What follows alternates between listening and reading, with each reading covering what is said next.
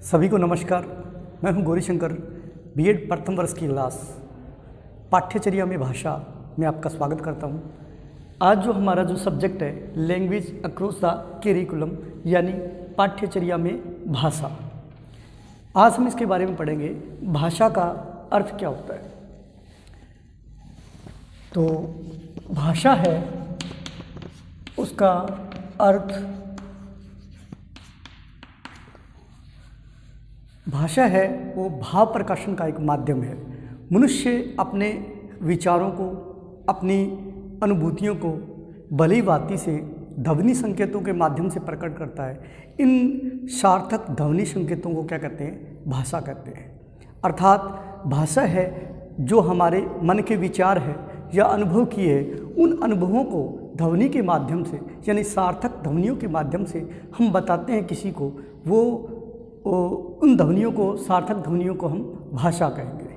भाषा की अनेक परिभाषाएं हैं। अनेक विद्वानों ने अपनी अपनी अलग अलग परिभाषाएं दी है, जिनमें मुख्य रूप से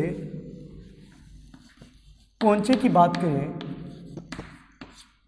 पोंचे उन्होंने कहा था कि भाषा अभिव्यक्ति की दृष्टि से उच्चरित एवं सीमित ध्वनियों का संगठन है। यानी हमें ये बात नोट करनी है। पोंचे ने क्या कहा था? भाषा अभिव्यक्ति की दृष्टि से, अभिव्यक्ति की दृष्टि से पोंचे की जो परिभाषा है बीएड के अंदर हमें नोट करनी होगी। बहुत सारी परिभाषा है, उसमें से 3 या 4 परिभाषाएं जो हमें लिखनी होगी, इसलिए इसको नोट कर लीजिए। भाषा अभिव्यक्ति की दृष्टि से उच्चरित एवं सीमित ध्वनियों का संगठन है।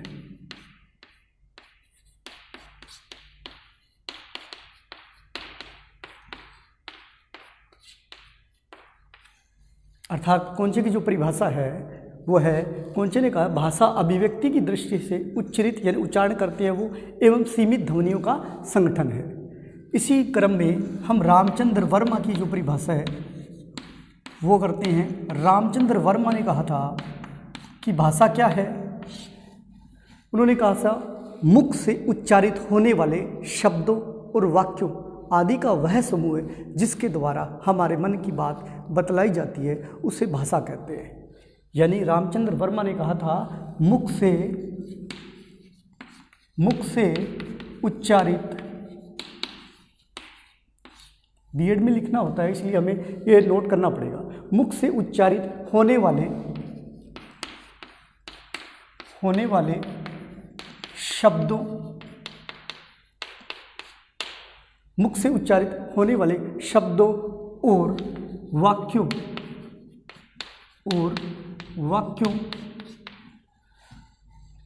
आदि का वह समूह है।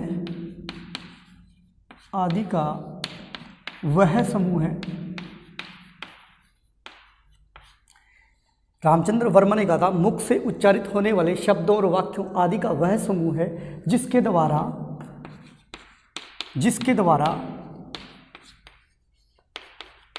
मन की बात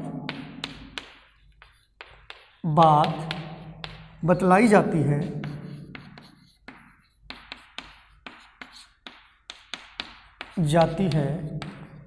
उसे भाषा कहते हैं।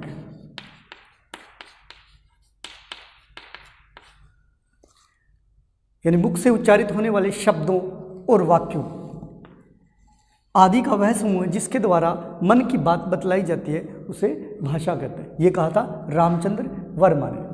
उसके बाद में प्लेटो ने एक परिभाषा दी थी भाषा की। प्लेटो के अनुसार उन्होंने कहा था विचार है जो आत्मा की मूक एवं अध्वन्यात्मक बातचीत है, पर वही जब ध्वन्यात्मक होकर हमारे होठों से प्रकट होती है तो उसे भाषा कहते हैं। यानी प्लेटो की जो परिभाषा है वो कहते हैं विचार है हमारे, विचार वो आत्मा की मूक व अध्वन्यात्मक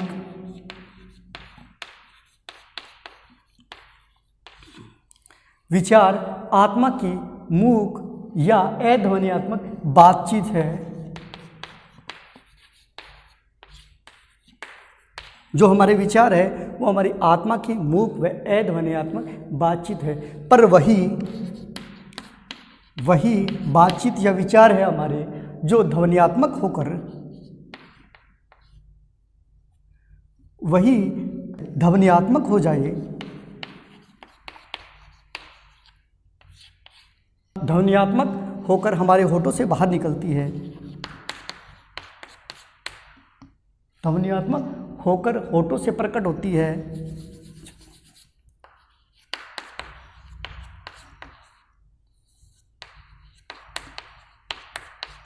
होठों से प्रकट होती है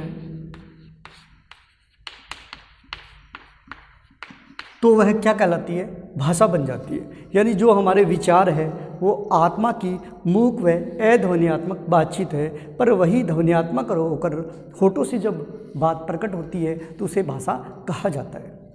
इसी क्रम में एक विश्वकोश ब्रिटेन का की परिभाषा है कि भाषा